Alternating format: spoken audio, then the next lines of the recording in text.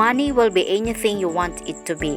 Madalas nating naririnig na ang pera ay mahirap makuha. Pero totoo, ang saloobin natin tungkol sa pera ay may malaking epekto sa ating kakayahang kumita nito. If a person says money is hard to get, it will probably be hard to get. Kung naniniwala ka na mahirap makuha ang pera, malamang na magiging totoo ito para sa iyo. Halaga ang mental preparation. Start with realistic goals. Kapag nakapag-set ka na ng mga layunin, unti-unti mong pagbutihin ang mga ito habang nagkakaroon ka ng karanasan at kaalaman. Isipin mo ang mga goal na kaya mong abutin. Halimbawa, kung ang layunin mo ay makapag-ipon para sa isang emergency fund, mag-set ka ng target na makatipid ng isang maliit na halaga bawat buwan. Take your time, yet keep taking one step at a time. Sa bawat hakbang na iyong gagawin, mas malaki ang pagkakataon mong makamit ang lahat ng nais mo sa buhay. Tandaan, your most important asset is your time. Ang oras na ginugugol mo sa pag-aaral at paggawa ng mga hakbang patungo sa iyong mga layunin ay mahalaga. Ang oras ay hindi na maibabalik, kaya't gamitin ito ng wasto. I-prioritize ang mga bagay na makakatulong sa iyong pag-unlad. Huwag magpadala sa opinyon ng ibang tao tungkol sa iyong financial decisions. Patuon ka sa kung ano ang sinasabi ng iba, nawawalan ka ng kontrol sa iyong personal finances.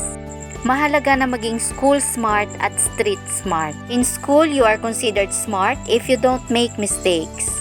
Sa kalye, you are smart only if you make mistakes and learn from them. Every time you make mistake, you learn something new. Tanungin ang sarili, what priceless lesson can you gain from these mistakes? Ang mga pagkakamali ay paraan ng ating pagkatuto. A mistake is simply a lesson with emotions attached to it. Ang mga tao ay nagkakasama para magturo ng leksyon sa isa't isa. Ang problema madalas, hindi natin alam kung anong leksyon ang ating itinuturo. Being upset or holding a grudge against someone is like being upset with your bicycle because you fell off once or twice while trying to learn something new. You must be financially smart, knowing when to save and when to spend. Mahalagang malaman mo kung kailan dapat maging frugal at kung kailan hindi. Sa halip na sabihin, kailangan mong mag-save, isipin kung paano mo maiiwasan ang mga hindi kinakailangang gastos. Halimbawa, sa halip na bumili ng kape araw-araw, subukan mong gumawa ng sarili mong kape sa bahay. Ang maliit na pagbabago ay nagdadala ng malaking ipon sa katagalan. At kung ikaw ay nag-iipon para sa isang malaking layunin, tanungin ang sarili, ano ang mga bagay na maaari kong ipagpaliban o bawasan upang makamit ang aking pangarap? Ang bawat desisyon na ginagawa mo ay may epekto sa iyong kinabukasan. Sa huli, tandaan mo, money will be anything you want it to be.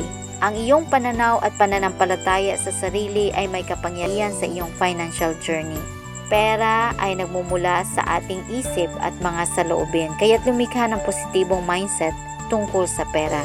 Mag-set ng realistic goals, gamitin ang iyong oras ng wasto, at matutong mula sa iyong mga pagkakamali. Sa bawat hakbang, bawat desisyon, ikaw ay lumalapit sa iyong mga pangarap. You have the power to change or shape your financial future. Mindset shapes your financial reality. Sa mundo ng pera at yaman, ang ating pananaw ay may malaking epekto sa ating mga desisyon at resulta. You believe about money can influence how you handle it. Perspective. Minsan, kailangan lang natin ng maliit na pagbabago sa ating pananaw. Ang pagbabago ng isip ay maaari magdulot ng malaking pagbabago sa ating mga aksyon, lalo na kung ito ay tungkol sa pera. Mahalaga rin mag-focus sa abundance, hindi scarcity. Focus on abundance, not scarcity.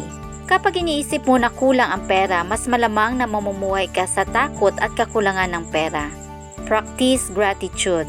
Isipin ang mga bagay na mayroon ka ngayon. Ang pagtuon sa mga positibong aspeto ng iyong buhay ay makatutulong sa iyong makita ang higit pang mga pagkakataon sa paligid mo. Ang pag-aaral ay hindi natatapos sa paaralan. Invest in your knowledge. Ang pagkakaroon ng kaalaman tungkol sa mga financial concepts ay makakatulong sa iyo upang gumawa ng mas mahusay na desisyon.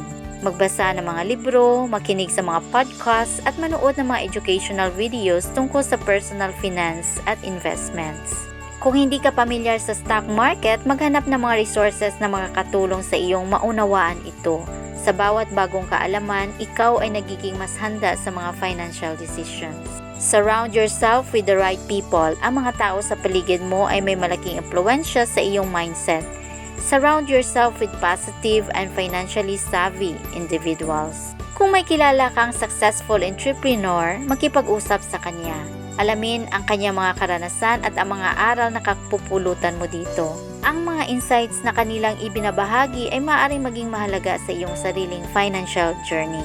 Sa huli, tandaan na your mindset shapes your financial reality. Maging bukas sa mga oportunidad at matutunan mula sa iyong mga pagkakamali.